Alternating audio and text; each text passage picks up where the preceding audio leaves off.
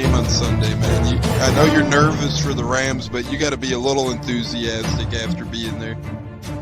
Bro, that game atmosphere was ridiculous. The energy, the electricity. That place was rocking. Anyone was there, and a lot of the Super Bucs fans were there too. Eating bugs. Tampa Tones. We are joined by Lead Goon tonight, host of the Pat and Aaron Show of WDAE, Pat Donovan.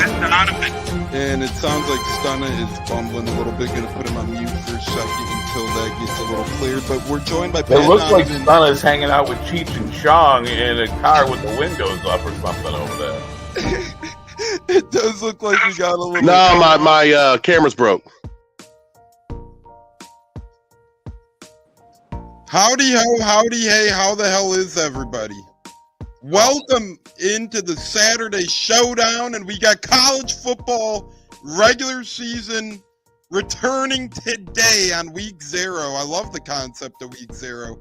We'll get into all that goofy and fun stuff here shortly, but without further ado, I'm going to welcome in my brother, my right-hand man, the host of the Buck What You Heard phenomenal podcast, and we've been collaborating, doing bear bracketology, maybe Bucs cookbooks, and so much more fun stuff during the off season that we're surely translating to the 2024 football season. Mr. Gene, we got regular season football on our hands on a victory Saturday from the Bucs. How the hell are you? Oh man, I am positively excited here about, just the football season's here. No more wishing or thinking or wondering what's going to happen. We are here, and couldn't be happier to be joined by you two. Yeah, and we're also going to be joined every Saturday on our Saturday Showdown kickoff show. Reminder, weekly here, every Saturday, 10:30 a.m. Eastern, starting next week. We're going to be here. Joey Nips from Cleveland Me will be joining at the 11:15 a.m. Eastern mark. We're going to have more fun guests. And JT Olson will be joining us Monday or Tuesday. Not sure this week or next week, but from Bucs Report. So keep it right here as we roll on with the football talk. As Gene said, football is back. No more waiting, ready to run. J-Lo, speaking of run, it looks like you're always on the run. Just kidding, brother. How the hell we doing? Happy regular season Saturday. Football is upon us. Yes, sir, man. Happy Saturday, fellas. Like I said, college football, one of my favorite things to watch on a Saturday growing up, and I'm ready, man. I'm ready for some football, and let's get it week going. 0 is incredible. It's going to be an awesome time today. We got 4 games today. We're going to go into all of them in depth greatly, maybe not greatly in some of them, but we're going to go into a couple of them in depth. That's for sure. And we also got a Bucs victory to recap. They looked pretty good last night over the Miami Dolphins. Starters played a little bit. Backups played a little bit. Wolford was held out, so it was mainly the Kyle Trask show at the quarterback position under center. Gene, what say you on the Bucs 24-14 preseason finale win before we pivot to a little bit of college football talk? But let's hear your thoughts on the Bucs win last night. They end the preseason 2-1. Did you like what you've seen from them this far? I love the effort, and you could tell there are players that were playing for a position on this roster at some points. The execution, depending on what packages they had out there, was really good at times, and there were other times where there were lapses, and you expect that from these players that are trying to make this team. So I'm very confident that Todd Bowles is going to bring in the best players available to make this run towards a Super Bowl. So that's that was my take from it. I like that they're talking about Todd Bowles. I think, according to Greg Allman, that they may have 2 punters that they're going to bring in just for competition to keep that going. I like that. There were some breakdowns on special teams that I was kind of concerned about, where you had players that were advancing the ball out to the 30 or the 40. So these are things I know this preseason, these are things that I saw, and I'm going to keep an eye on. The cornerback position. You hope there are no significant injuries to speak of, and you hope that the next man up can if there is, that the next man up can come in there and contribute. So to me, I was very pleasantly surprised with everything, and I'm cautiously optimistic going into the season. Gene, I think you make a great point on injuries specifically. The Bucs were able to do a pretty dang good job avoiding that this preseason. That's always a plus. So to me, that's a successful preseason within itself. Play aside, J-Lo, whether it's health or play on the field, what say you about this Bucs preseason finishing 2-1 and finishing with a little Friday night victory at home against the Battle of the Sunshine State, Miami Dolphins? I'm telling you, that offensive line looked so impressive last night on the first drive. Like, Graham Barton with a great addition. I mean, just seeing how sharp they looked, run and also running the ball so well during the whole preseason. I think we're finally going to have a running game to where we can, do some more play action and create the bigger plays. So I'm really excited to see what Cohen throws out there this season, putting together maybe a top 10 offense, I think. As far as the defense goes, I am a little concerned with the corners, and hopefully we'll be able to create pressure and get after the quarterback to help our DBs out. That's my What only biggest. exactly concerns you with the corners? You say you're concerned. Where does your concerns lie? Is it in depth? Is it because they're inexperienced? Is it because Jamel Dean's injury prone? What exactly is your main concern with our cornerback room, Jayla? Between injury prone with Jamel Dean, because if he goes down, God forbid, we're going to have to really rely on Bryce Hall. Not that I'm saying he can't do it, but he was off and on during the preseason, making some plays, and then he got called for that defensive holding in the second game, I believe, against Jacksonville. But back to the corners, what I mean is, instead of depending on the coverage, hopefully we'll be able to get pressure and get to the quarterback to help our DBs out and not have to cover all the time, cover all day, if you know what I mean. Hopefully the pass rush will get after, getting a healthy Yaya Diaby back, JTS. Hopefully they'll be in gear. Well, they will be healthy week one. That's already pretty much been known as we are live here on the Buccaneers as we wrap up our preseason coverage with the big Bucs win over the Dolphins as we do appear to ease closer to the regular season. We're 15 days away, ladies and gentlemen. That's it. 15 days away from Buccaneers football. I cannot wait. And we have NCAA football. When? Today. People are saying, what? Today? Yes. Week 0 is today. Before we get to a little bit more Bucs talk, Gene, what are your thoughts on Week 0's concept? I personally enjoy it. It feels like an appetizer, and that's perfect for me. The more football, the better. Kind of becoming more of a prominent thing over the years. I remember a couple of years ago when I was in college, Week 0 was one night game, and that was that, which was still cool. We got a college football night game, but it was one big game and kind of boom. And then COVID hit, and Week 0 kind of turned into a smaller school thing. But now it seems like yearly we have 4 to 6 games on Week 0 each and every year for the college football season. Today is kind of a nice spread. Nothing too crazy outside of FSU, Georgia Tech, but you still got SMU playing, Nevada playing, New Mexico playing, Hawaii playing. So we still got some bowl-eligible teams out there on the cusp, Gene. But thoughts on Week 0 as Christopher Cole joins us this morning? I like it because you're expanding on the popularity of football, and you're getting people warmed up for what's to come week 1. So I think it's great. This is how you get the hype going, and you've got games going on, and people are then ready, really excited for their favorite team to kick off so they can watch them. So I'm good with it. Again, that's how you expand on the popularity of a sport, and I love it. I think it's great. I do as well, and I echo your sentiments and your words as I often do. Gene's never really having bad words, except if he talks bad about one of my favorite wrestlers, but that's a different story. I'm kidding. Cody Rhodes. Nah, come on. Hey, Joey Nips might get a little offended when he joins, and I think I've seen a tear shed down J-Lo's eye. But other than that, J-Lo, what are your thoughts on week 0? I guess I'll make it fun for you, J-Lo. Would you give week 0 a rock bottom, or would you give week 0 a title belt? Would you give it your finisher or championship? Do you like it or not? Nah, give it a championship, man. More football is good football, in my opinion, and I agree with Gene. Get everybody hyped up for the college football season, and plus, the first game we're gonna see today at noon. That's gonna be fun to watch in Ireland, even though I can't stand Florida State. But anyway, but I I'm all thought you for had it. your Jordan Travis jersey on this morning. Jordan who?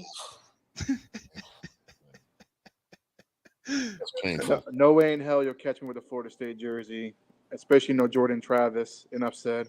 Not even if he's cleaning his toilet, he would use one of those. You know what I hate? It. Quick side rant. I hate the like. Don't get me wrong. I love the new form of gambling. It's on your phone. It's easy. I know. No, I know. I'm getting to that point right here, right now. But nothing grinds my gear. The bookie was the best because you put in a bet, you're done with it, you move on with your life. It's private. Boom. Exactly. It's private. Here, when you make a bet online, you're nonstop checking the spread after you bet. I don't want to know if the line moves. Now it's like, oh, I get Georgia Tech at 11. Now the line's up to 11 and a half. I'm not going to cash out and waste my money. Then it keeps offering you cash out options. And then I just hate the advancements sometimes of technology. Don't get me wrong.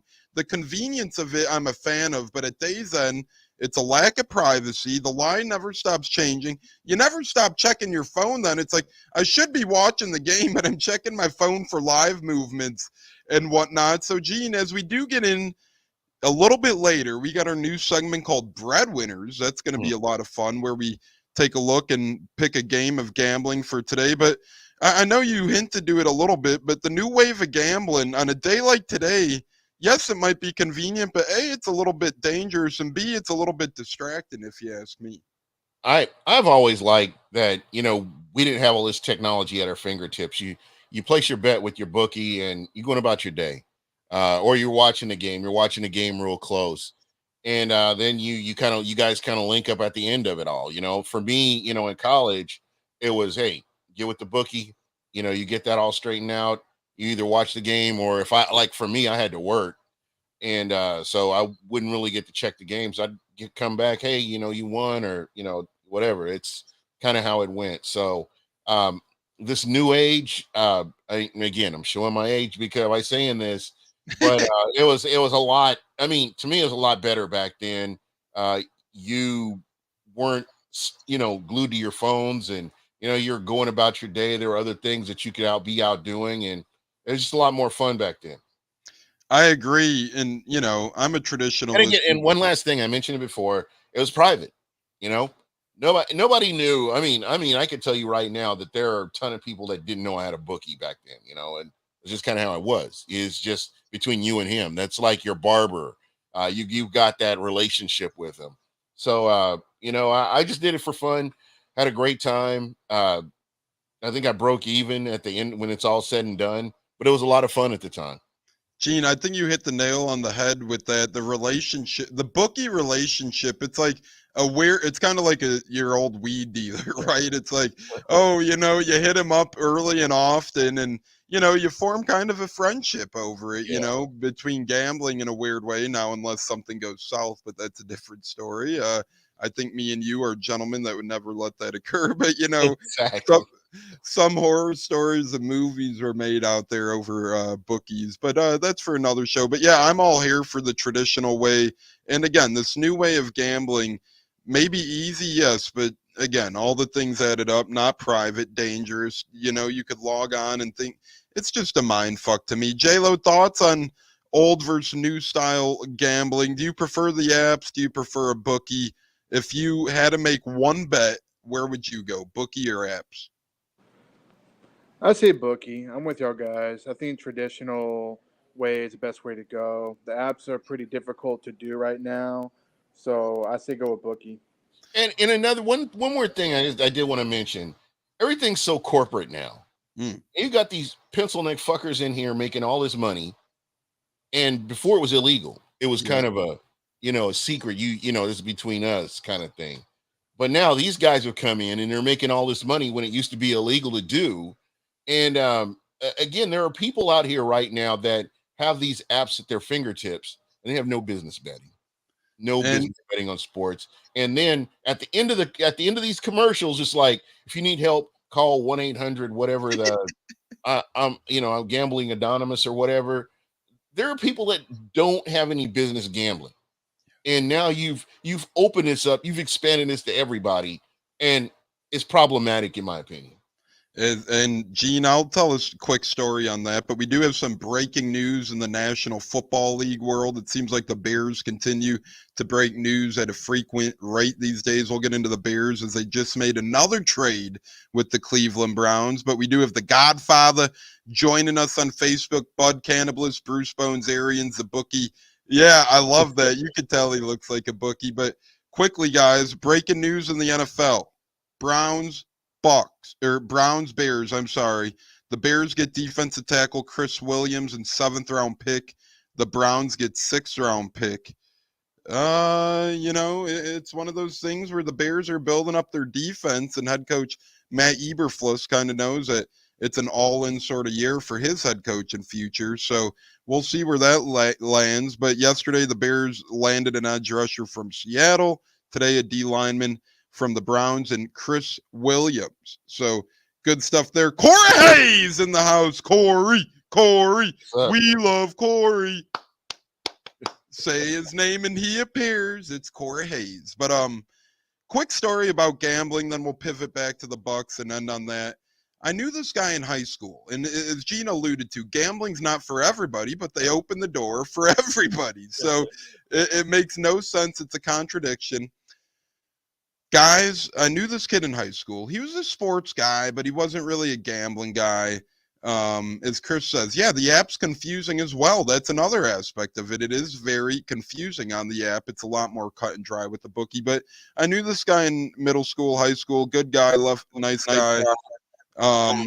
Not going to say what his name is, obviously, for privacy reasons. But let's just say he got into gambling in college, and it didn't go too well for him. And he ended up needing some help, and it was kind of a downward spiral. So it just kind of goes to show, to Gene's point, it ain't for everybody. This guy had to go to rehab.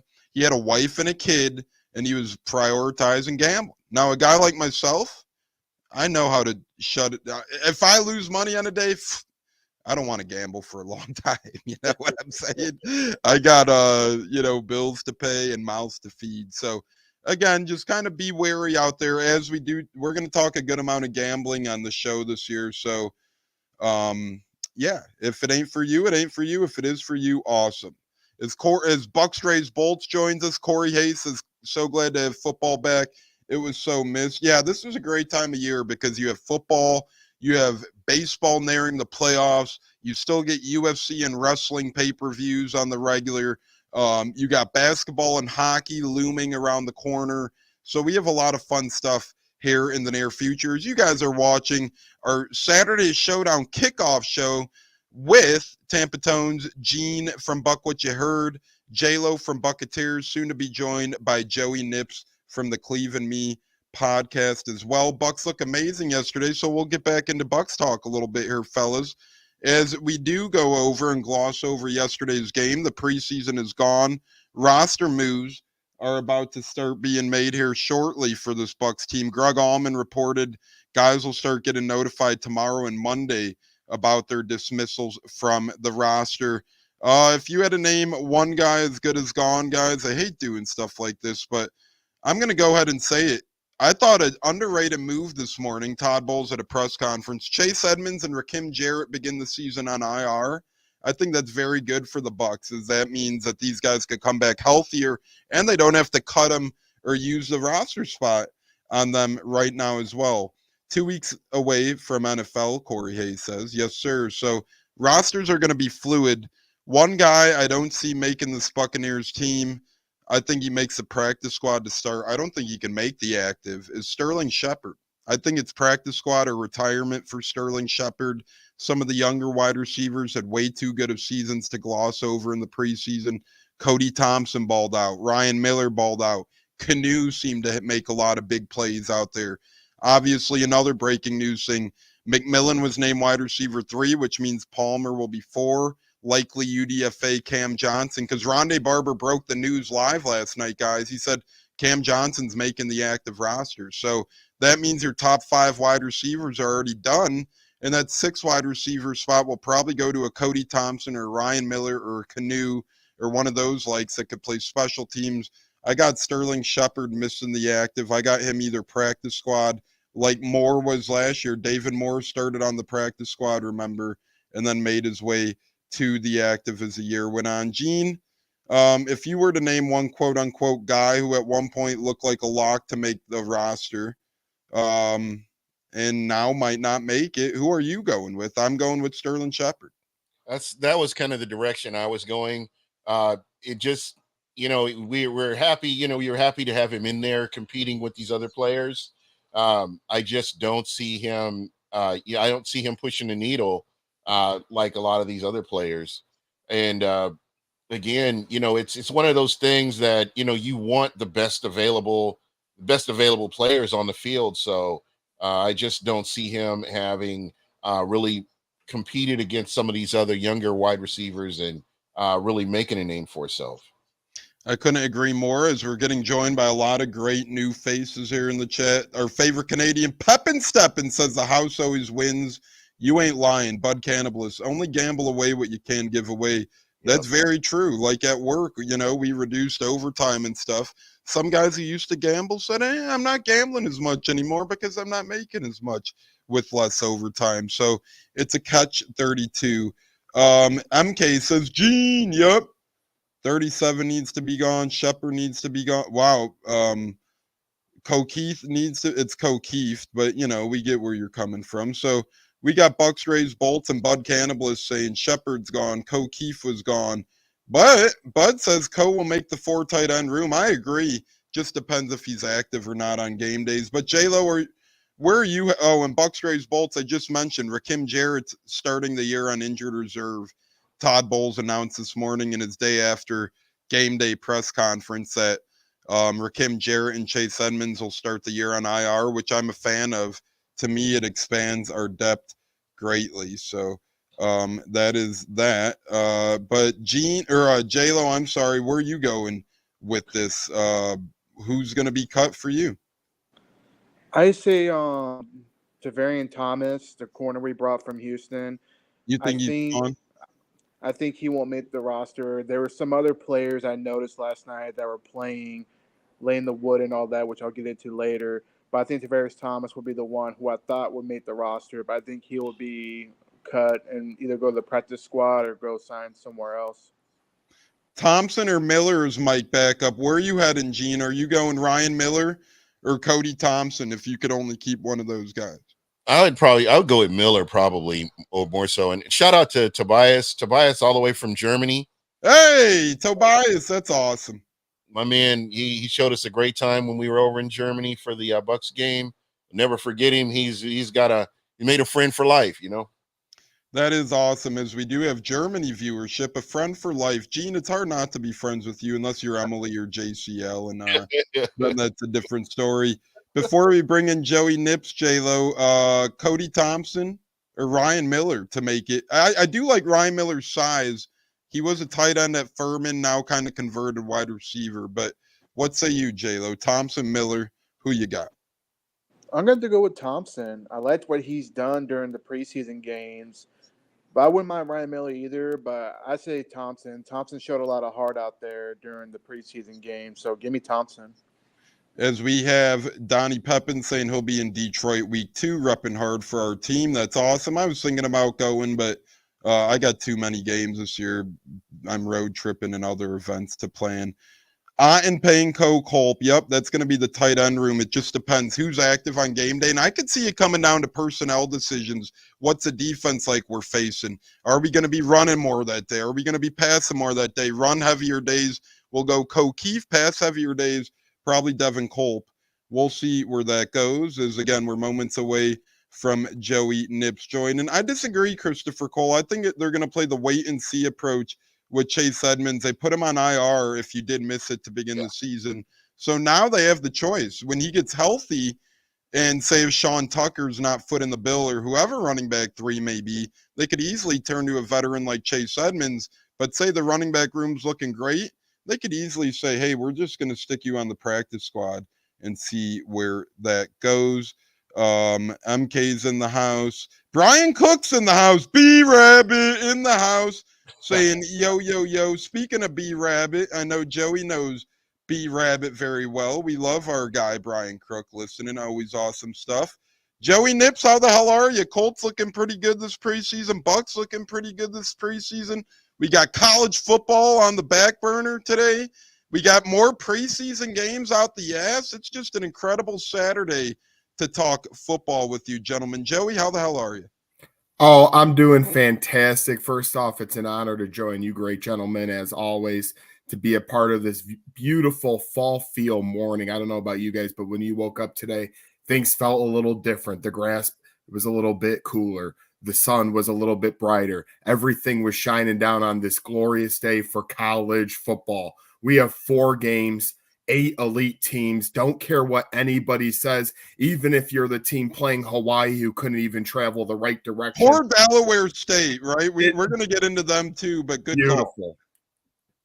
Yeah, it's just all beautiful, and I can't wait for it all. And go Bucs, go Colts. I'm a part of this NFC team is Bucs for me, so just very happy once again, and I'm just all smiles from ear to ear. Joey, we're going to get right into it since you brought it up. As Bucs raise bolt says Banks make the roster. Banks was hitting fucking hard last night, man. He put some Dolphins. Yes. He put some Dolphins in the stratosphere with the Undertaker. But Joey, you mentioned it. We'll let you start with it. Whether it's a joke or not, a lot of people might not know Delaware State, but there were some weather problems in the ocean this week. Hawaii is, surrounded by tropical storms, hurricanes. I don't know what the hell happened, but Delaware State ended up missing their flight to Hawaii. Because of that, the spread went from about 31 to about 38. The over-under went from about 52 to 59. So I don't know if they thought Delaware State was going to take shrooms on the flight or what the hell might be the case. But nonetheless, guys, Delaware State is now looking down and out. But Joey, kind of thoughts on that? A college football team, they have 4 months to prepare for this. You think, even though a team like Delaware State, you think they'd have a better backup plan than missing flights, especially to Hawaii. That's not an easy trip. So thoughts on not only Delaware State, but week zero's here, and we already got football teams pulling some backup type moves, it seems. Listen, you know what? People could say what they want about the Delaware State Hornets, but they are the Hornets for a reason. They're going to sting you when it least comes up. But everybody on the books today is taking Hawaii, then the 40 points or 38, 39, whatever it is. This game starts at 10:59, not 11 o'clock Eastern, not 12 o'clock. This game starts at 10:59. There's something magical in there for the Hornets of Delaware tonight. Do not be surprised if they cover this spread. But in all seriousness, this is a program that does have some fire here. Amir Jenkins threw for 250 yards. Jaden Carter returned a fumble for a touchdown in a game they had following up last season's. So don't fall asleep on the Hornets of Delaware. Yeah, well, some people might have that on falling asleep tonight. Not a bad thing, but it does kick off late, I mean, East Coasters like J-Lo are going to have to play whack-a-mole to keep themselves occupied until that thing kicks off. Gene, I'm going to ask you this one.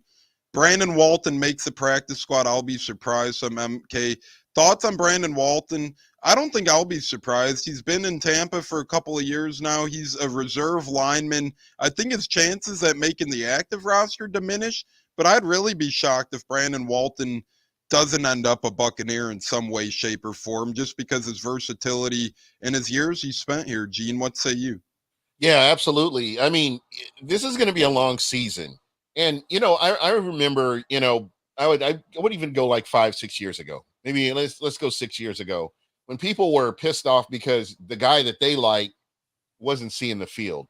Well, we have such a long season right now, and I promise you that at some point you will see some of these players, on the field, whether it's in a reserve position, whether it's in a rotation, what have you, maybe injury, but at some point you will see some of these players in here. And I think with what he's brought to this team, they see something in him where they can bring him in and utilize him in some capacity to where they can, just make it work and, keep this line cohesive. So I think it's a good move. I do think that he's a guy that you want to have on there. The offensive line is very important, and I think this is a guy that could make this team.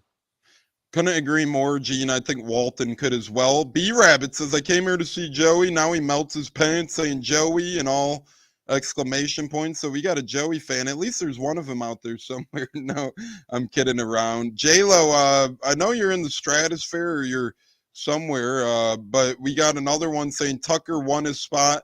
Bad mother Tucker. And Donnie Pepin saying what we keep reiterating. Bucs love their running backs. Say Chase Edmonds does get healthy, J-Lo.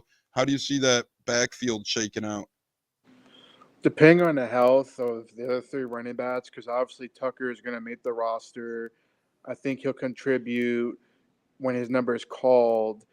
It's like you said earlier, we got to play the wait and see game and see the health of Rashad White, Bucky Irving, and Tucker. If they all three stay healthy, Edmonds will obviously be on the roster, I think, but he probably won't dress, or not. If he does dress, he won't see much playing time. I just think White and Irving are going to take over the playbook, in my opinion, when it comes to running the football. Bucs Rays Bolt says Brown D end or D tackle. Ernest Brown, you mean? And he's number 74, I believe. So I think you're talking about Ernest Brown, though, I would imagine. And, he's 74, Ernest Brown, the third or fourth, I believe. Yep. Now you say 74. I think he ends up making the roster, and so does Josh Kayepo. And speaking of, Brian Cook says Burrow looked good since having the Twins. It's been rough. Whoa, congrats on the Twins. Forgot you had the Twins. But we'll start with Joe Burrow and the Bengals right here as we kind of pivot from Bucs talk to all NFL talk here, ladies and gentlemen, live on our Super Showdown, our Saturday show. College football is here, week 0. We're going to get into that talk and so much more. Gene, thoughts on Joe Burrow and the Bengals this year? I got them making a run. I could see them going deep in this one. People are kind of counting the Bengals out now, but let's remember the only two quarterbacks to ever get the best of Mahomes in the playoffs thus far have been Tom Brady and Joe Burrow. Gene, do you think Joe Burrow regained some magic this year? They're in a very tough division, as always, with the Ravens, the Browns, the Steelers. AFC has a lot of young quarterbacks. How do you see the cake slicing for the Bengals, Gene?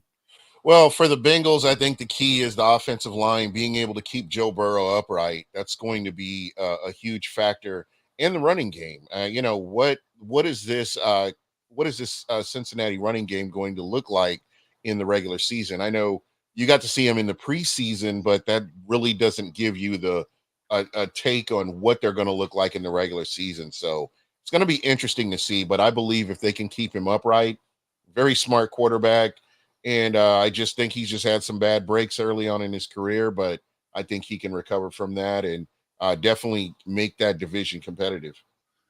I agree with you, Gene. Joey, do you agree with Gene? And I want to get your take. Colts had a franchise QB at one point, Andrew Luck. They never seemed to get the offensive line position right. Bengals are kind of heading down that path. They just cut a second-round O-lineman as roster cuts do begin here in the NFL. They cut their second-round pick from 2021. I think the Bucs made them release him. So did the Colts. I think they just, between Latu and some of the Bucs edge rushers out there, I think the poor guy on the Bengals just lost his job because of the Bucs and Colts. But Joey, between Bengals not getting offensive line right seemingly ever, do you see an Andrew Luck situation on the horizon with Joe Burrow years down the road to come? These are both generational talents coming out of college. Both had great success immediately in the NFL. Sure, Burrow's more of a pocket guy. Luck was more of a hybrid scrambler pocket guy, but both very high-end potential, both very shitty offensive lines. How do you see it shaking out for Joe Burrow, Joey, not only this year, but for his NFL future? I mean, the man is an icon, but will he last long? We'll play the optimistic side of things today. Joey, what a great name he has right off the bat, Mr. Burrow, by the way, but he's coming in with blonde, bleached hair. He is a new man this season. As Brian Cook in the chat said, a couple of twins. I think the Cincinnati Bengals, now they might not always do things right in terms of their facility and be a little cheap here and there, but this team has grit. They have grind. Gene was talking about the running game. They do have Zach Moss now, who is a former Colt. He will be replacing Joe Mixon, who is in Houston. So it does come down to that offensive line in all seriousness. I mean, if you can't keep Joe Burrow upright, you're not going to get deep into the playoffs. Sure, with Browning last year, they were able to go 8 or 9 wins and get close. But again, this all starts with the quarterback who smokes cigars at LSU. He's still loving it. He's trying the Eminem Slim Shady look now. Not sure if that's good or bad, but this Bengals team has to come out strong this year. They've had a couple of down seasons now. I think they're ready to go. The problem with them is somebody's always angry, right? T. Higgins last year. Now you got Jamar Chase this year with the contract. Always someone seems to be a little disgruntled. So at the end of the day, exactly what Mr. Gene said, the Undertaker. It comes down to that offensive line. Yeah, and B-Rabbit, Bengals fan himself, says we'll get the Chase contract done. But Joey brings up another good point and think he plays week 1. I do think he plays week 1 regardless, to be honest. So, yes, I do think he plays week 1 personally. B-Rabbit thinks so as well. J-Lo will shift to – the real Joey B, Slim Joey B, please stand up. I do like Joe Burrow. I think he's one of the better talents in the league. But yeah, we'll see what happens. He does have that bleach blonde hair now, new hairdo, new style for the big guy. J-Lo, thoughts on the contract struggles that seemingly haunt the Bengals year in and year out? T. Higgins, as Joey said, maybe a little disgruntled in years past. Now you got Chase maybe holding out. What's going on? I just feel that, the communication with the general manager and the 2 receivers over the contract extensions are just poor. The day's coming to where they want to get paid, and you're going to have to make a decision because obviously they're not going to pay both. So my guess is that I think Jamar Chase probably has a better chance of getting that extension done. It's just that general manager for the Bengals has got to, whoever it is, it's got to do a better job. I just feel like the effort's just not there, and it's just going to create a lot of locker room problems, when it comes to Jamar Chase and T. Higgins. I mean, Higgins showed up and has been playing the preseason, but if he sees Jamar Chase get paid for what he does, then it's like, hey, I've been here practicing. Chase has just been hanging out, not really taking it serious. You got to look at those things. Yeah, and I agree with you, J-Lo. Bucs raised bolt, said Bears and Browns. Yep, we did discuss that trade earlier, Bucs raised bolt. So if you did miss it, we have discussed the Bears and Browns swap this morning. But I'll go over it again, seemingly, because it seems as some people may have missed it. But again, Chris Williams and a 7th rounder go to the Bears from Cleveland for a 6th round pick. That happens this morning as the Bears continue to stock up on defense. We already talked about it, Bucs raised bolts. I'm sorry, we can't keep going on repeat and talking about things we talked about, or this show might last all day, which I'd be fine with, but some people might not be. I got to put these guys on the payroll. Then speaking of payroll, the NFL moves on. Preseason games out the ass today. College football games out the ass today. So much good, fun football talk to be had right here on the Bucketeers and Buck What You Heard Saturday Showdown kickoff show as we get into week 0. Real quick, I do want to get Joey's thoughts on the Colts here and how their preseason went. They look pretty good out there battling battling some teams. It's hard to believe the preseason's already over. We had 4 weeks, and the 4 weeks are done after tomorrow. But Joey, thoughts on the Colts, how they looked in their 3 games, and any thoughts changed throughout the preseason, as we are joined by the great El Monito on Facebook here as well. Great guy, good guy. But Joe, thoughts on the Colts and the preseason they had? Well, first off, I'd like to thank Amazon Prime for always putting us on in preseason and not during the regular season. That's 2 straight years the Colts don't get to be on Thursday Night Football with half-brain Al Michaels and college Kirk Herbstreit. So that's a little disappointing. I want Amazon to hear that first off. Number 2, the preseason, look, sometimes we don't have enough to talk about in training camp or preseason. So all the reporters, all the things we listen to, right, they come to the forefront a little bit more. As long as people stay healthy, that is the only goal for me when it comes to preseason and training camp. You don't want to have big injuries. You don't want to lose people and just get those repetitions. The Colts to this point, we're kind of playing with a de facto rookie in Anthony Richardson. He's shown really good moments last year. He showed some not good moments. He's very raw. He's played, I think they go over every time he's on the screen, he's played like less high school, college, and pro games than people like Bo Nix did in 2 years or some things like that. I don't care. This dude is a physical specimen. We have not seen somebody with the body type of Anthony Richardson at the quarterback, and maybe ever, I would almost go out and say. Now, will that translate? Accuracy can sometimes be an issue, things of that nature. But I believe with a healthy Jonathan Taylor, who only got one snap with Anthony Richardson, yes, one snap last year on the field, I think this can be a very explosive offense. Michael Pittman, Josh Downs, a lot of people got to see Adonai Mitchell for the first time out of Texas. That boy can ball. So I'm really looking forward to the season. If we could stay healthy, this Colts team will be in the postseason and hopefully a division winner, because I'll tell you what right now, a lot of people huge on Houston. It's easy to be that way. They go from a last place schedule to a first place schedule. A lot of talking going down there in Houston, and I'm just saying, pump the brakes a little bit. Stephon Diggs, they got anything can go wrong. Thank you. Mitchell is my dark horse, B Rabbit says. So there you go. Maybe for fantasy football as well. He's talking. Gene, thoughts on how you see the AFC South shaking out this year? You got the Texans led by CJ Stroud and DeMeco Ryans, presumably leading the way in the gambling books. You got the Jaguars, who had a disappointing year last year, looking to bounce back. The Colts, who had a nice year last year without Anthony Richardson, looking to build upon that. And then you got the Titans. To me, their roster's like one of those Madden constructed rosters, where, hey, you get Kelvin Ridley, you get Tony Pollard, you still have or you do a couple other things, and their roster's looking interesting, Gene. So where are your thoughts on the AFC South in general? I'm looking at the Houston Texans. Having gotten to watch them last year, their quarterback is special. I don't care whose team you're rooting for. You have to admit that this kid is special, and if he can come in and do what even remotely close to what he did last year, the Texans are the team to beat. I see that the Jacksonville Jaguars have made some moves, but I think the biggest contender will be the Colts to that Houston Texans team. Everybody else is just kind of playing for draft position next year, I guess, what you kind of look at it. I agree. I think it's Colts and Texans race in the AFC South, like you were saying.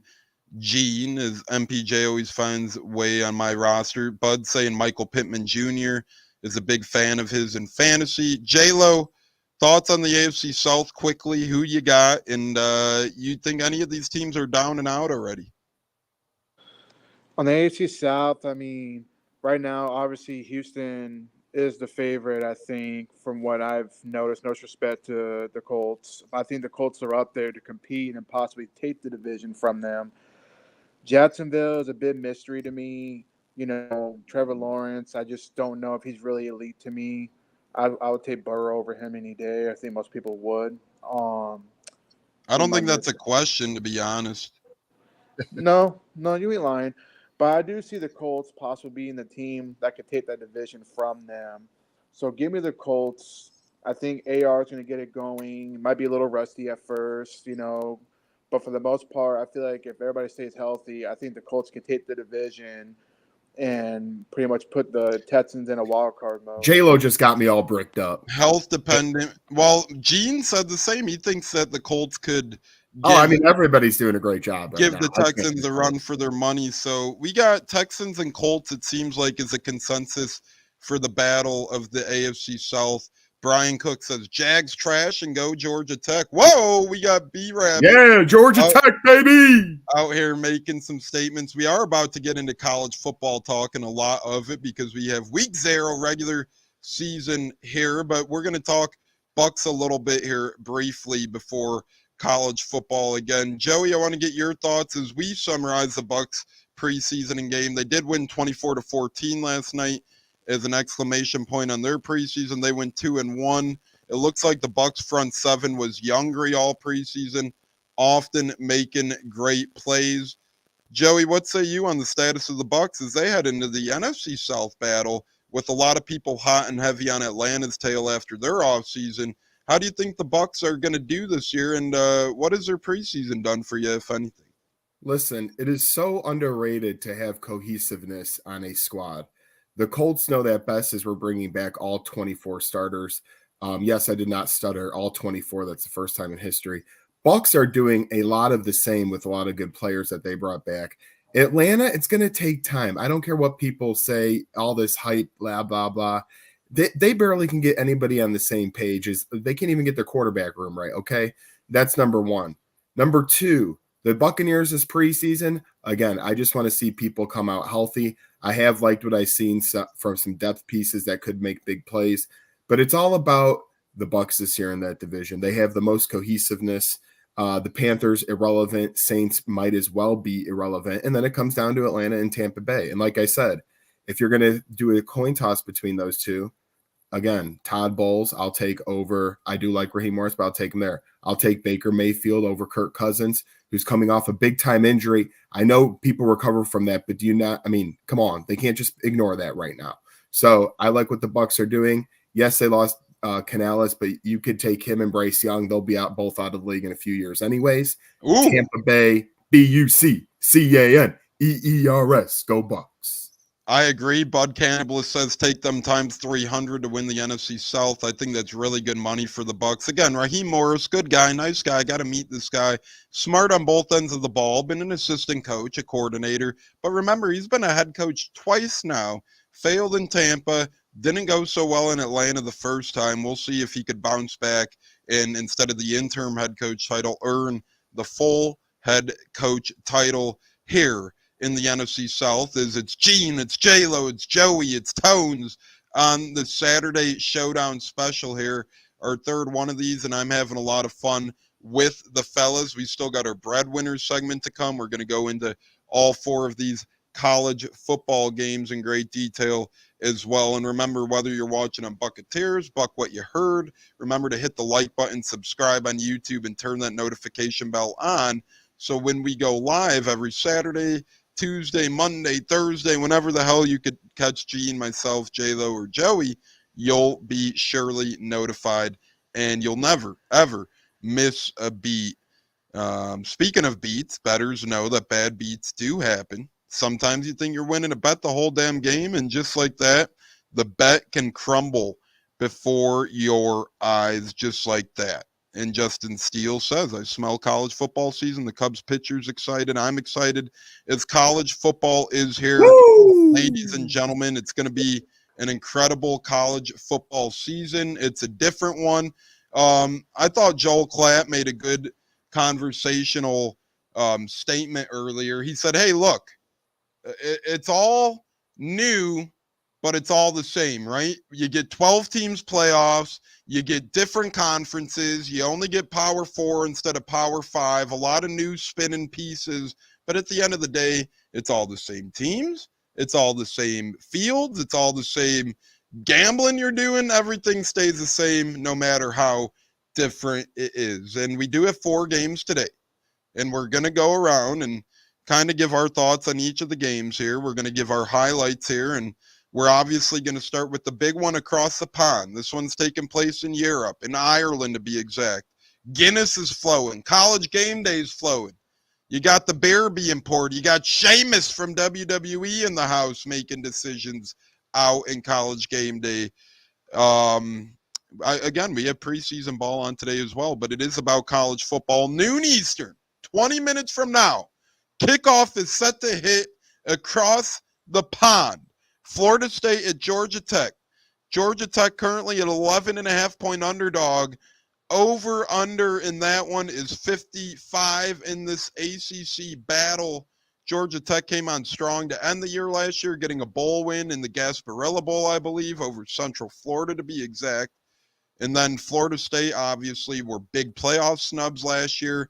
That will never happen again. Is if you win your championship now, for those unaware, college football playoffs, 12 teams now. If you win the Big Ten, you're in automatically. You win the ACC, you're in automatically. Same with the Big 12 and SEC. Joey, Georgia Tech, 11.5-point underdogs today. Florida State laying 11.5.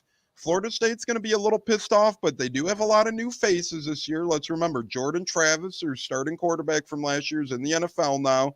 They got former Clemson and Oregon State QB DJ Ugalai, however you pronounce his last name, still a tongue twister to me. But regardless, he's kind of been a flop in his college career to this point. But Florida State still has brought in hella talent, including a great running back from Alabama they brought in. So they're not messing around as they, do get some reinforcements there in their backfield in Florida. That's Roydell Williams to be exact. And their defense always seems to be good. So between Florida State adding DJ Ugalai at quarterback and adding the running back from the SEC, Roydell Williams, how do you see this one shaking out, Joey? We're only, 18 minutes and change away from kickoff here. We're so close. And listen, I'm not going to pretend to say his last name either. I'll just go with DJ. He hops around more than a Kardashian. So he's been transferring year in and year out. He's gone from team to team, Clemson to now he's with Florida State. I like what Georgia Tech's doing. As you alluded to, they won a bowl game last year. They also played Georgia, and they only lost by one possession on November. It was around Thanksgiving weekend. So I like what they got going with Haynes King at the quarterback position. He threw over 2,500 yards, over 25 touchdowns, and I think he will only continue to improve in this high-powered offense. Now their defense is a little weak. That I'm not going to sit here, and I don't think they're going to win today because of that reason. Florida State, under Coach Novell, we all saw last year, they barely missed out on the playoff. Thank you, Kirk Herbstreit, probably for taking him out, right? But at the same time, I think Georgia Tech will do enough to cover the double-digit point spread, and I just like what they're doing. It should be a fun, high-scoring game. If you're looking for points, go to Dublin, Ireland, and Seamus will take you to the promised land for a banger after banger after banger. Georgia Tech, give me a. Wow, Georgia Tech and the points Joey's going. And I like that. Will there be more Guinness's drank or points scored today? No, well, obviously Guinness's drank. That's not even a damn question. Gene, are you taking the 11.5 like Joey is and riding with the underdogs in Georgia Tech here? I know you're a big Florida State guy, Gene. I hate Florida State. They're just so overinflated. I want them to lose every game this season if I had my way. Wow. But being realistically, I do believe they'll go in and they'll beat Georgia Tech. Again, I'm not much of a gambler, so I'm not sure what angle I would take on this. But they've got a lot to prove this year. I feel like the quarterback they had last year was very special compared to the quarterback that they have now. It's a big difference. So it's going to be interesting to see what they do. But again, I don't have a lot of faith in Florida State. I'm sure they'll let their fans down like they always do. Dublin, Ireland, and Gene, I love it, man. Gene and Florida State just go together worse than milk on pizza. Let's put it like that. But I love it. They are in Dublin, Ireland. We got the 4-leaf clover coming out from our guy Bud. We got the Irish accents coming out. J-Lo, 11.5's the spread, meaning Georgia Tech, for those unfamiliar with gambling out there, start the game 11.5-0 in gambling land. J-Lo, you have $20 in your hand. Are you spending that 20 on Georgia Tech with the points or Florida State giving the 11.5? Fala. I will say this. I do believe that Florida State is going to look rusty today because they got new players. So I'm riding with Joey. Let's go Georgia Tech. Let's see I think Georgia Tech's going to upset Florida State, piss off a lot of Florida State fans that made their way over there to drink the Guinness or drink the wrong Kool-Aid, if you know what I mean. So give me Georgia Tech with the upset. Let's fucking go. And you guys know one thing. Florida State, often big-time school, big-time competitors, Bobby Bowden, Jimbo Fisher, quarterback after quarterback in the first round. Gene is – but you get EJ Manuel, Christian Ponder, Jameis Winston, 3 first-round quarterbacks in a row. This year, you get so many draft picks defensively, offensively. Florida State's looking to regain powerhouse form. Coach Norvell's bringing that back there, and the Seminoles look ready to rock and roll for another great season as they come into today's game in Dublin, Ireland, ranked 10th in the nation. But there's always a but. Georgia Tech. They ended the year great last year. They fought in a lot of games, as Joey alluded to. They took Georgia toe-to-toe to the distance. They ended their season with a nice little bowl game victory, and they got a kid named Haynes King under center at the quarterback position. The former A&M transfer looks primed and ready to roll here at Georgia Tech, and that's exactly why. Give me Haynes King. Give me Georgia Tech. And the 11.5 today. I don't think they pull off the win. I think they do enough to lose by about 7 to 10 points, right in that margin. They hang tough, and you never know what happens in these week 1 games across the pond. I remember years ago, Nebraska opened over there. They were heavy favorites. I think it was against Northwestern, Joey. I could be wrong, but that was when, the likes of our guy Jimmy P and Mr. Hederman, by the way, disappointing in Puckhead. He might be sleeping or snoozing or playing whack-a-mole, but haven't seen him. Drank too many Guinness with the leprechaun. Yeah, he might have, but nonetheless, disappointed. But anyways, all those guys were high and dry, but give me Georgia Tech 11.5 here. I think it's too good to pass up. And for those wondering, you could catch this game on national television, as 3 out of the 4 games are on national TV today, as they look to hype up the appetizer, I call it, college football week 0. They're going to want to throw these games in front of your face. So you guys could catch this one on ESPN here in about 13 minutes. Georgia Tech, Florida State, game on. Speaking of game on, we got a couple more games today we're going to go over, guys. And one of them is Montana State, an FCS school, a non-bowl eligible school, at BCS, bowl eligible New Mexico. That game takes on 4 o'clock Eastern on Fox Sports 1. Interesting thing here, guys. Little old Montana State, not even bowl eligible, is big favorites here on the road against New Mexico. 13.5-point favorites. Now, I'm always going to take the bowl eligible team, especially in week 0 at home. Crowd's a little fired up, yada, yada, yada. I think New Mexico has what it takes to cover today. I think the Lobos do eventually. I mean, good God, if you're the Lobos and you don't cover damn near a 2-touchdown spread against a non-bowl eligible team, you probably should be non-bowl eligible yourselves. You know what they should do? Just switch the teams. If they don't cover today, the Lobos should get relegated to FCS and Montana State gets promoted to the BCS. But Joey, we'll start with you here. Montana State, huge favorites here, minus 13.5 at New Mexico. Again, 4 o'clock Eastern on FS1. Lobos have a new coach. They have a lot of new defensive schemes this year. They brought in a lot of new defensive talent, a new quarterback from a year ago, where Montana State, they have 12 guys back, both offensively and defensively, 12 starters, I should say. They're starting quarterbacks back from a year ago. Their head coach is back from a year ago. They're looking to make an FCS championship run, Montana State. Do you have them upending New Mexico like the projections say? Or do you have the Lobos keeping this one close? And would you consider any cheddar on the Lobos money line at plus 410? Well, listen, I'm not going to pretend to know jack shit about this matchup because I thought Montana State was getting points until about 2 hours ago. So I'm going to start right there. That being said, way up in the mountains of Montana State, where they're getting higher than the altitude, I just love the way that they're going to come into this ball game today. And you know what? Screw it. I don't think the Lobos have much of a chance. I think Montana State only gets higher as the day gets on and they get into the desserts and snacks. So give me Montana State. Lobos, see you later. That's all I got on that one. Go Montana State. What's that old saying? When they go high, we go low. Can you take me higher? Yep. We'll see if it ends as ugly as it sounds, like Joey predicts. But this one's very unpredictable.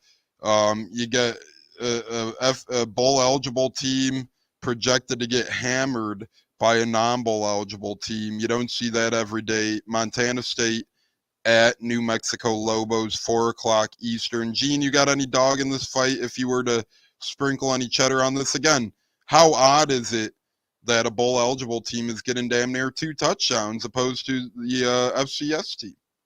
Yeah, that is so wild. But it's very telling if you're seeing that. I wouldn't touch New Mexico with a 10-foot pole, and just based off of that, Hey, I'd be kind of scared of that. yeah, I mean, I can't lie. It is a little scary, but we'll see how it happens. I mean, the Mountain West, maybe the Lobos are upsets in the Mountain West this year. Probably not. They'll probably win 1 or 2 games. But Joey and I did see Notre Dame railroad the Lobos just a couple of. I love that, Gene. Look at that right there. Buck what you heard. Showing Miss Finn's.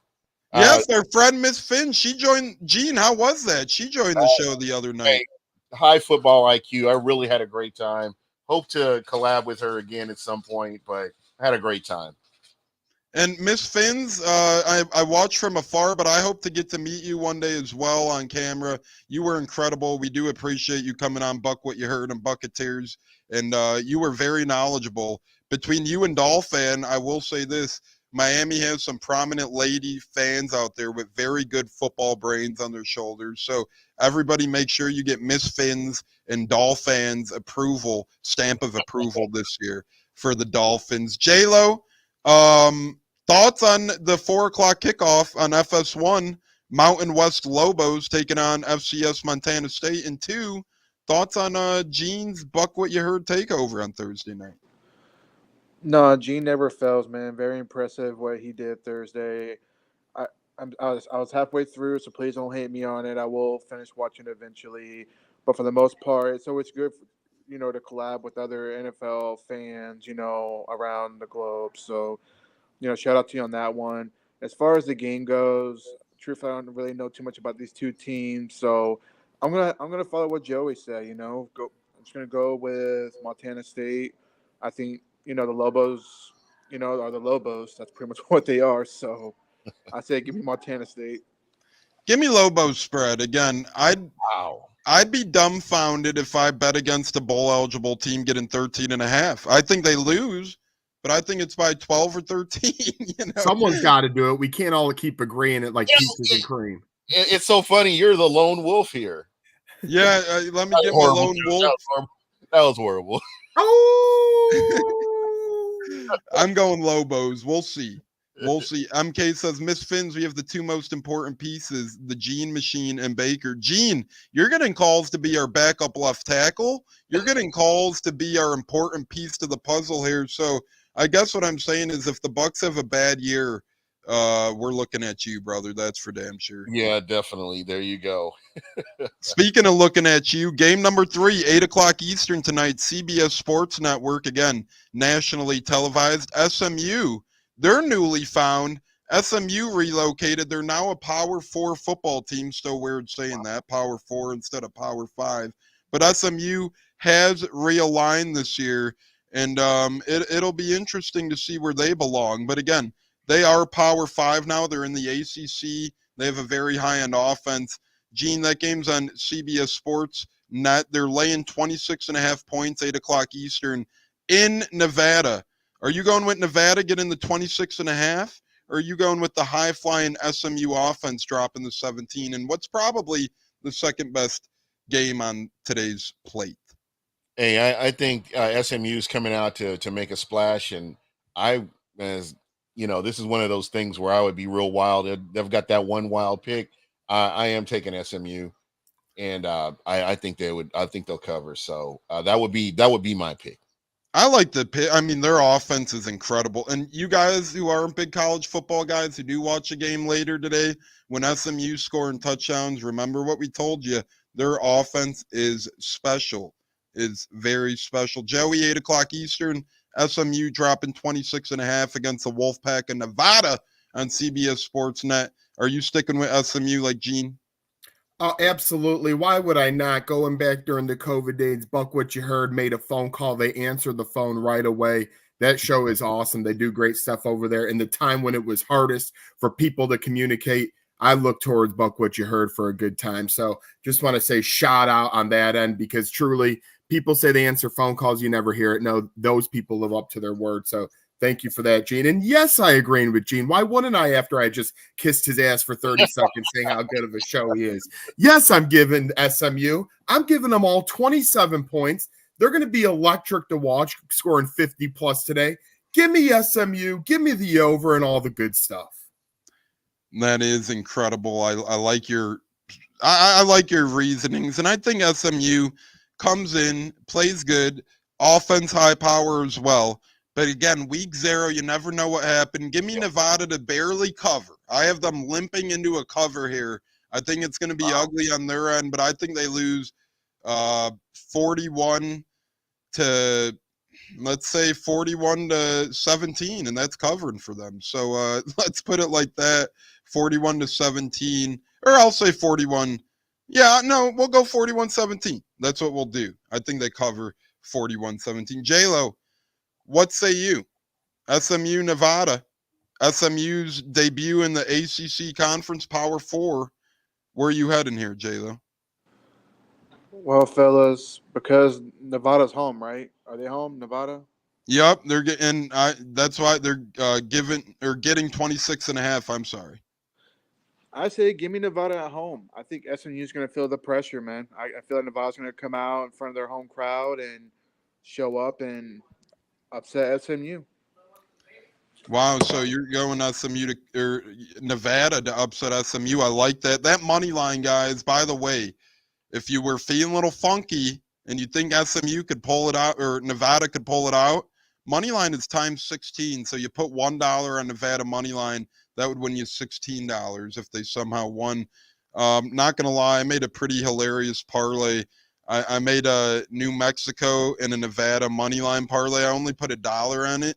That would pay out $110. So, hey, for $1 to win 110, Joey's looking at me like my head just fell off, but you never know what the hell happened. Put that $1 in the damn blender. Holy shit. Usually that's how it goes, that's how it goes. And then I got $1. I'll cash app you. Put me in with that. Hey, why not, right? I mean, you could either spend $1 on that, or you could, spend $1 on fucking. You can't go to a fast food restaurant and get anything for $1. So yeah, I'd definitely do that. Yeah, all you could get with $1 nowadays is probably a couple stale gumballs from the gumball machine due to that damn inflation that we all love so much. But midnight Eastern tonight, last game of the night, it's like the Wendy's 4 for 4.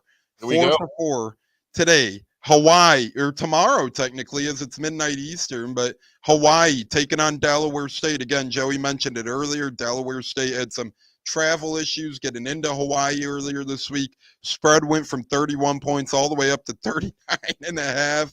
Over under went from 51 to 53.5. Everything's flying like clothes off of a college couple after a night at the bar. Joey, we'll start with you here. Delaware State, Hawaii, 39.5 points, 53.5 point over under, 12 o'clock Eastern, midnight. This one has, hey, you're either winning a lot during the day in gambling and you're going to bet the house on Hawaii to double your winnings, or you're either going to lose a lot and try and play a catch-me-up ball with Hawaii. Hawaii is always a dangerous bet. But, Joey, what say you? Hawaii minus 39.5 at midnight to Delaware State. Yeah, ever since Timmy Chang left the great state of Hawaii playing quarterback, I haven't given Timmy Chang 2 sniffs about that team. I'm taking the 40 points here. I love a team that's getting this many points because why not? You start up the game nice, comfortable 38, 39-point lead. You see it decimate as the game goes on, but all you got to do is pretty much score 10 points, and you're putting the other team at the mercy of scoring 50. So I like the numbers. I like where that's headed. Give me the Hornets of Delaware State. They might have traveled in wrong, but they're leaving feeling good, gentlemen. Let's go. Go Hornets. Wow, Gene, are you a Hornet today, or are you a Rainbow Warrior with the Hawaiians? I'm going to go with the Sting right there. We're going with the Hornets. Let's go. Hornets.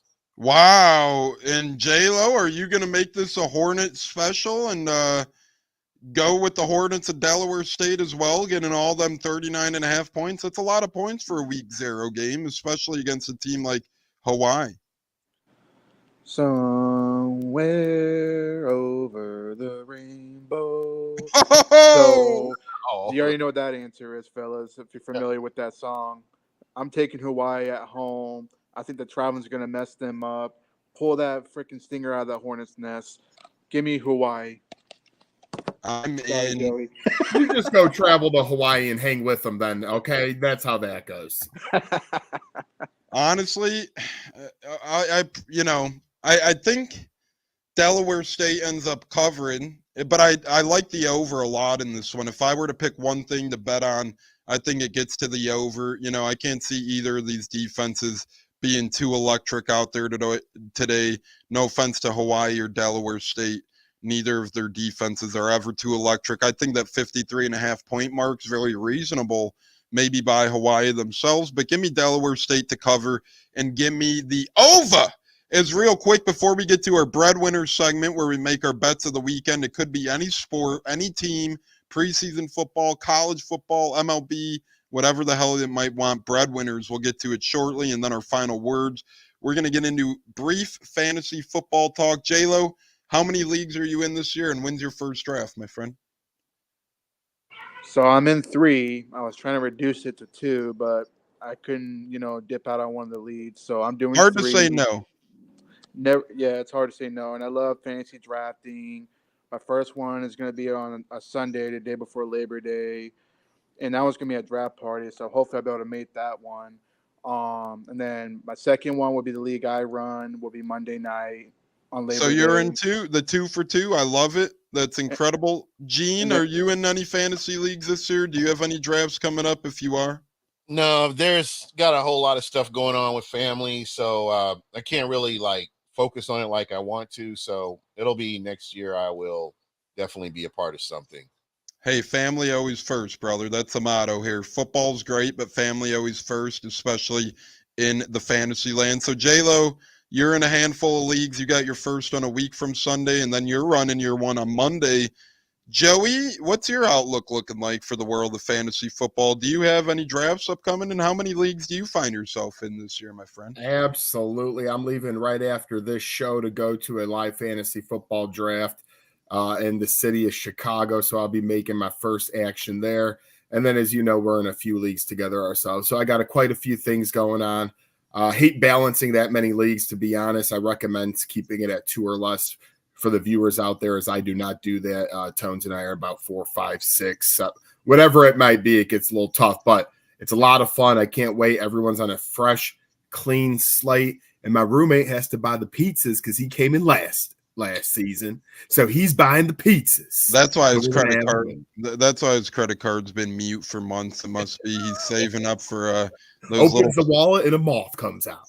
Yeah, enjoy the little that. Enjoy the Little Caesars, my man. That'll be incredible over there. No, I'm a Little Caesars guy every now and then, so it is what it is out there. Yeah, the moth out of the wallet, whatever the case might be. But yeah, my first draft is actually Thursday. My lady's brother-in-law is running the league, so that'll be interesting and see what happens there. But my first league's Thursday. I think I trimmed my total from 10 or 11 to 7. I'm still in way too many, but hard to say no. I'm splitting some teams, got a couple of in-person drafts. So, Joey, good luck today. You're leading the way with the first draft of the group. And speaking of leading the way, we're going to get your breadwinner segment going. For those of you, we're going to play music for breadwinner segment. We usually do Bucs bets, and that's where we go into our Bucs world of gambling. And again, this segment's going to have music, so if you hear music, we're not leaving yet. But instead of Bucs bets today, we're doing our breadwinner segment, where we pick one bet we like most for this weekend to give our Bucketeers and Buck What You Heard listeners a chance to win some money. Money, money, money, money, money. Joey, I know you got to get going to your fantasy draft, so we'll start with you so you could bounce out after, my friend. Then we'll go to Gene, J-Lo, and we'll end with me. Breadwinner segment, pretty much a lock of the weekend.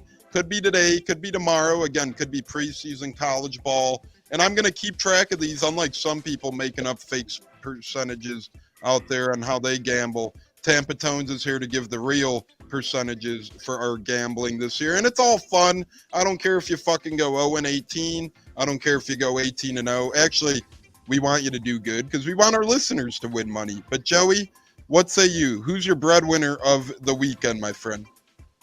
Yeah, I'm going to go to the Major League Baseball because I probably won't do it again once we get into the heart of college football and pros. The Milwaukee Brewers are playing at the Oakland Athletics, who are just leaving town completely in a couple of years. The Brewers are minus 125 on the money line. I'm going with the Brewers. To me, that's too low. This is a first-place team in the National League Central going up the last-place team in the AL West. Give me the Brewers money line at minus 125 as my breadwinner of the week. I saw that, and I like the line a lot. And I know you got to go, Joey, so thanks for joining us. If you do want to give us your final word and bow out, feel free to do so. You got probably pizzas to pick up because your roommate's probably not driving either. But what say you? What's your final word here, my brother? My final word is just enjoy it. It's, I don't care. It's not 4 good games. I make jokes myself, but if you're just having a day on the couch, it's not a bad one to do so. On the other hand of things, as you all know, I have my Cleve and Me Wrestling podcast. Be on the look for 2 pay-per-views over the next 8 days, people. We have tomorrow AEW All In London. That starts at 1 Eastern, 12 Central. You can stream that however you may please. And then next Saturday at 1 Eastern, 12 Central, the Bash in Berlin for WWE. We will be covering that all at Cleve and Me. Again, thank you, boys, for letting me join this program. It's been an honor, and I can't wait for all the weeks to come. Thank you. Be safe down there in Chicago. I know you got a moving away party, too, so before that sad soul moves to Green Bay and he's never seen from again. Hope you enjoy it, and hope you enjoy your fantasy draft. Stay safe in Chicago, my friend, and we always... Tribal Chief is out. We appreciate it, my friend. Tribal Chief's out. Gene! Joey went to the world of baseball for his breadwinner. Where are you going for your breadwinner of the weekend? Oh, I would have to go back to the Hawaii game. I would, just that's like I don't want to say safest, but what is it, Delaware? It's Delaware, right? Yep, Delaware State getting 39 and a half. Yeah. If Delaware State, like you said, if they score 10 points, the onus is going to be on Hawaii to really run up the score. And again, I mean, just get a couple of stops and it's going to make it really hard for him. So I think that would probably be my safest. The breadwinners so far, I like it. Gene going Delaware State spread for football fans. Joey going Milwaukee Brewers minus 125. So whether you're a football guy or baseball guy, you got a good amount of bets right now in front of your face for the weekend. J-Lo, are you going in football, baseball? Where are you going for your breadwinner of the weekend? I'm going to stick to Georgia Tech winning outright. If you put $10, you win almost $40 at Georgia Tech outright beats Florida State. So give me that. That'll probably the one I'd throw in there. Wow, you're going on Georgia Tech money line, huh? Nice. Oh, yeah. That's how much I hate Florida State, and I think they're going to be rusty as hell, and they're going to really piss off, like I said, a lot of Florida State fans that made their way to Ireland. Enjoy the game, fellas. Hey, if that happens, J-Lo, you'll be off to a hell of a start. Maybe that's how I'll switch it up, too. Maybe instead of just going by record, who's winning, who's losing this year, I'll go by money accumulated. We'll pretend everything's a $20 bet. So say if J-Lo's bet did hit, since he's obviously taking a harder bet, then he'd be plus 80. If Gene or Joey's bets hit, they'd be plus 20 and so forth. So that's how I think we'll do it, especially since it's called breadwinner. Might as well add up all the bread. Am I right or am I right? Hey, no, you're absolutely right, brother. Yeah, and we'll go ahead. We'll go to the world of college football as well. And I'm going to go with my breadwinner being, I know I was in the minority, but give me the Lobos spread. Again, they're getting 13 and a half. If somehow a bowl eligible team doesn't cover against a non-bowl eligible team when it's almost 2 touchdowns, they need to be relegated to backup duty, if you ask me. Speaking of backup duty, the Bear Challenge, Bear Bracketology, we'll be back on Monday or Tuesday making more beer selections. Gene, thoughts on how that's been going so far before we hit our final words? Hey, I'm surprised I'm here. A little bit hungover, but it's all for the fans. And I think I have like 2 more beers to try, which I'm gonna kind of pace myself maybe this evening, maybe tomorrow. See how it all goes. I like that a lot. J-Lo, thoughts on how the Bear draft's been this far? Bear bracketology before we wrap it up here. As kickoff just happened, Florida State, Georgia Tech is officially underway, the 2024 college football season. Oh yeah, I mean, I'm loving the beer bracket. You know, I'm learning a lot about a lot of new beers, and luckily, I got a capable liquor store close to home where they have almost everything that's on the list. So, like I said, Gene, thanks for bringing that to the table, man. Yeah, it's I going to be enjoy fun. it. It's always going to be fun. Hopefully, we can get some more participation and get some different beers next year. Yeah, and it's really been fun, and I love collaborating with Gene for these ideas specifically. And the bear bracket's been a lot of fun. Tune in Monday or Tuesday night to find out more who's moving on, who's not moving on. And again, to recap, Saturday showdown before our final words, our new breadwinner segment where we bring you our bets of the weekend. We recommend where you should maybe lay some cheddar. Joey's going Brewers over A's tonight. The line is -125.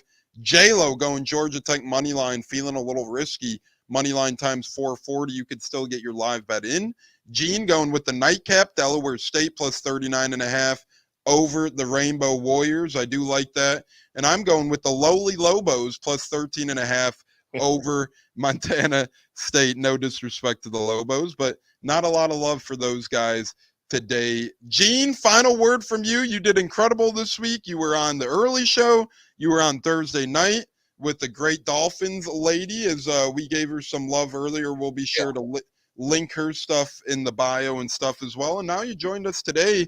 We appreciate you for the kickoff of college football. Couldn't have done it without you, brother. Yeah, it was a lot of fun. I do want to shout out Louisiana Monroe Warhawks, and especially their quarterback, who's going to lead them to some wins this year, General Booty. My man's going to do it. It's going to happen. General Booty. I love that name, man. General Booty. He was the backup quarterback for Oklahoma. I've been following his career throughout his high school, from his high school career to now, and he's entertaining. So I'm just going to be watching him. It would be my dream for him to win a Super Bowl and they have to announce his name. That would be hilarious. So again, I'm rooting for him to win. I want him to do it. I love that. Shout out to General Booty. I love that. I love that. I love that. As Miss Finn says, great show. You had a great show with us this week as well on Thursday. You keep up the great work. We hope to bring you back through the year, Miss Finns. Maybe Miss Finns and General Booty can both join the program on the same day. That'd be a hoot. That'd be a lot of fun. That would be hilarious. Get a party started. But General Booty's probably a hard guy to get in touch with, as is Miss Finns. So either way, we're very thankful there. J-Lo, any final word on college football week 0 Saturday? It's been a lot of fun. It's been incredible, to be exact. No, like I said, I'm liking the Saturday shows. Like I said, it's a lot of fun. You know, just chopping it up with our guys. And Joey, you know, he's a hoot, man. Like I said, at the end of the day, it's going to be fun. I can't wait till next Saturday, you know, because it's going to get real serious. That's all I can really say about that. But like I said, both seasons almost here, fans, and thank you for tuning in, guys. We're all the commenters. We all appreciate you, you know, and your pains and everything, even with your strong hate on certain things. Yeah, you know, we love the commenters. We love all you guys. Bud Cannibalist, Miss Finns, Cleveland, everybody is just so great. And speaking of great, we'll be here every Saturday bringing you guys the kickoff to the football weekend, and also the recap of what happened on Thursdays and Fridays, because we do have, as Florida State just takes one into the end zone, first touchdown of the college football season. Florida State already up on Georgia Tech, seemingly, as Lawrence Tofili scampers his way into the end zone, 6-0 FSU on top. But every Saturday, 10:30 a.m. Eastern, join us here. We're going to have breadwinners, final words, Bucs previews, college football previews, fantasy football talk with Gene, J-Lo, myself, and Joey Nips joining 11:15 a.m. Eastern every Saturday. Then Monday or Tuesdays, depending when the Bucs plays, we'll have shows. Then Buck What You Heard, we'll be doing Thursday takeovers, maybe other days as well. But we got a lot of fun in store this football season, guys. Be on the lookout for Bucs roster cuts, NFL roster cuts as well, as Florida State just went for 2 They're up 8-0. They get their 2-point conversion. That's random, but hey, they're pissed off by not making the playoffs seemingly from last year. So Gene and J-Lo, enjoy week 0. God bless. Gene Deckeroff. Go Bucs, go Bucs, go Bucs. And we'll await Bucs roster cut. And we'll have a lot to talk about Tuesday or Monday whenever we're back, fellas. But you guys have a great weekend and enjoy college football and preseason, gents. Take care, fellas. All right, guys. It's always fun with you guys.